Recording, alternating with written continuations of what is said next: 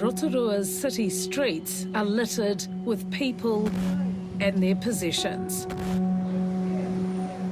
Whānau sheltered in shop doorways are feeling the winter chill.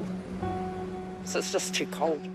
My fingers are so frozen in the morning I can't even zip up my bag. I've got to get help to do that. 58-year-old Renata was released from prison 2 weeks ago. I got out to nothing. I came straight onto the streets. I lost everything when I was in prison. My car got sold, all my clothes got thrown out. The street's not a very nice place. Carlo is also barely surviving and desperate to get off methamphetamine and synthetic cannabis. It's tough going, with drugs easily available on the streets. That's shit being in this position. That's shit. The majority of us will activate our addictions because of being out here. Compared to other places, we're definitely not the worst. But because we are known as a top tourism destination and we are quite a tight-knit community, it was quite shocking to see people choosing to sleep on the streets. The Rotorua Lakes District Council is getting tough on the homeless here and recently trespassed 10 people for antisocial behaviour.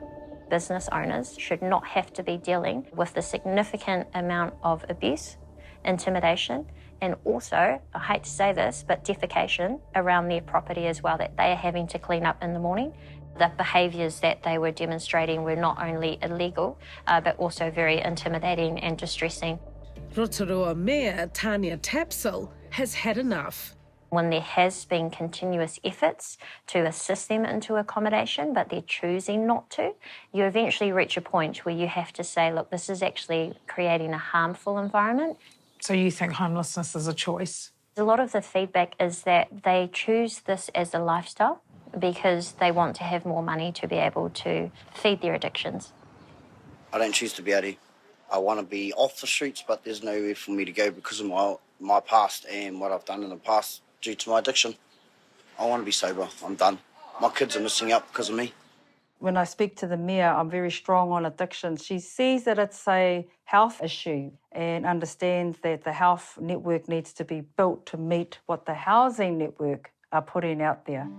Haehaetu Barrett is CEO of charity Lifewise, which tackles homelessness around the country.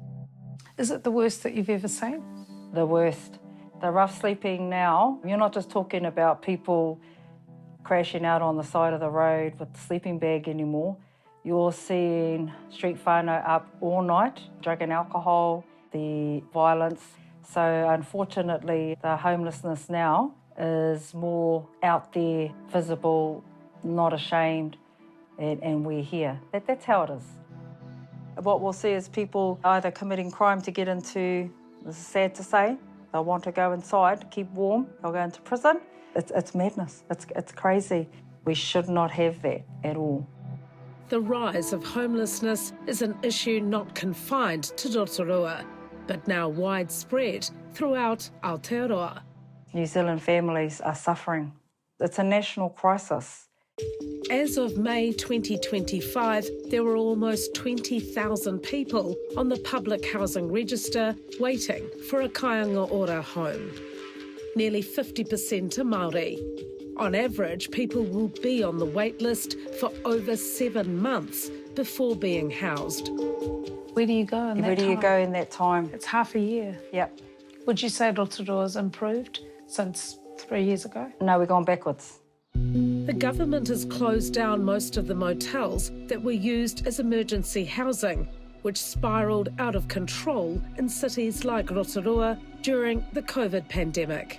National has cancelled all of emergency housing, which makes it now hard for some fellas like us to get emergency housing.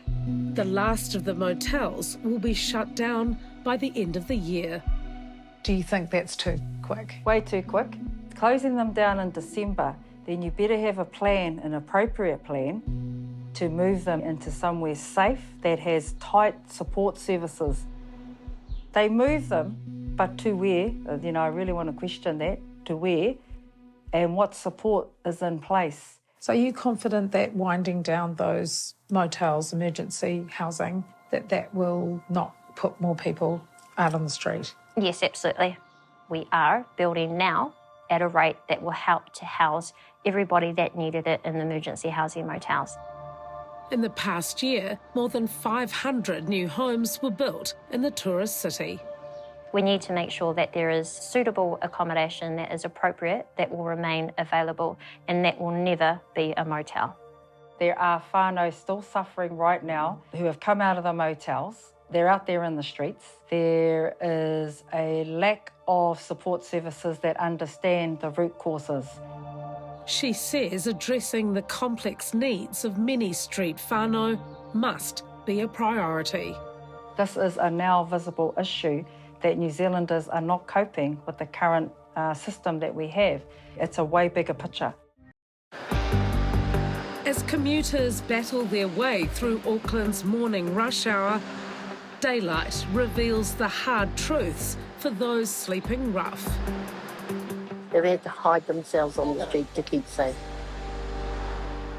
But under the city overpass is a space that's a welcome sight for our street whānau. That's what we've named our whare, Manaakitangata. A place where the homeless can come in from the cold for a cuppa and a kai. How you been? Yes, good, thanks. How about it? Missed you. I kind of like get so hungry in the morning, don't I? Every day we have a different hot meal. Take care, thank you. Bye-bye. Be safe. This place offers a very non-judgmental area for them to come and eat and just see how we can help them. Yeah, they can eat as much wheat bix as they like. Around 60 people a day are looked after here by a ropu of Māori Wardens, all volunteers, supported by Auckland Council. Some, there's a lot of addiction. They've come out of prison. They've had abusive relationships.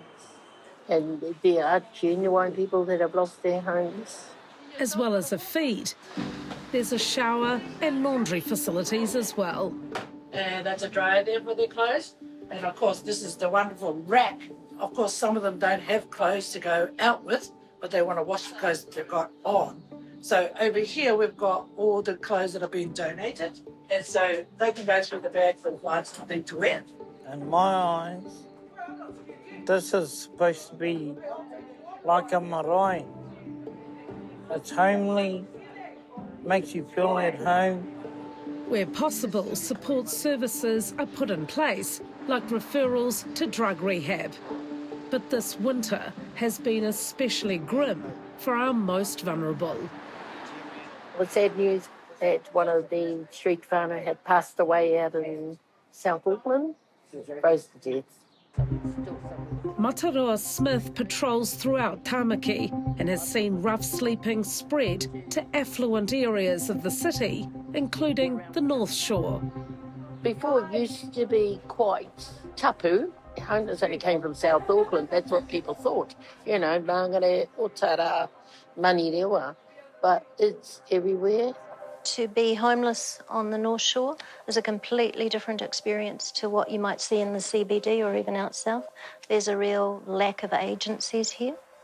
It's not as visible here, but it is definitely present, yeah. Jan Rutledge is General Manager at DePaul House, which has been providing housing and support services north of the Harbour Bridge for 40 years. She's seen a noticeable increase in homelessness. Now that we've got no cause evictions, the landlord can just come in and say, you know, that's it.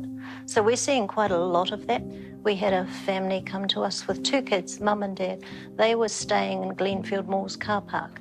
Just across the road is work and income. Nobody wants to come into a place like this and ask for transitional housing. But the relief once they see that somebody can help them is enormous.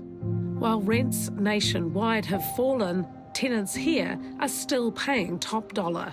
And I would say private rental, particularly on the North Shore, is not affordable. And we do see that the standard of what is offered to our people is not appropriate. You're not talking quality accommodation for sort of $700-800 a week. Haehaetu Barrett doesn't think the government has an accurate grasp of the issues and would welcome a meeting with the ministers in charge of the housing portfolio. Does it concern you that you still haven't met with Ministers Potaka and Bishop? Yeah, it does. It does concern me when I hear the stats, the facts that they're putting across, that we see very differently. I feel that it's an opportunity missed of hearing what the real case is in some of these communities. So I would think in the best interest of wanting to support these most vulnerable, you would want to hear the facts, the real facts. What these social service providers are seeing on our streets isn't the same as the government, as Housing Minister Chris Bishop recently told News Talk ZB. The facts show that these people are moving into social houses, transitional housing and private rentals as well. That's what the facts show, and I'm really proud of our record. To be able to say so confidently that they're proud of their achievement, what have they achieved if our numbers are showing that this is a now heightened level, not just in Rotorua, throughout Auckland, definitely in Wellington, Christchurch, North Shore up. There needs to be a cross-party agreement. We can't keep flip-flopping from one government policy to the next, and we need to have a solution across the whole of the country. We are making progress, but obviously there's a long way to go. We want to see lower house prices, lower rents. We want to see less people in housing deprivation. I know some of the whānau right now that are out there on the street. They've been through every service you can name. They've been through all of them. They've been housed, everything.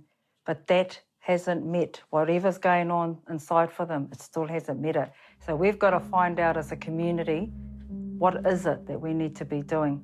Because we can't give up hope.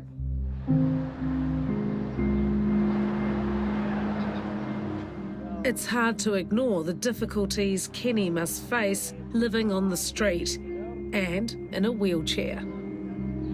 I'm living out here in the winter, the cold. But he's grateful for the Manaaki, Mataroa Smith and her team are serving up. I'm here every day and always so loving and giving. What more can you ask for? Ka pai, kia ora.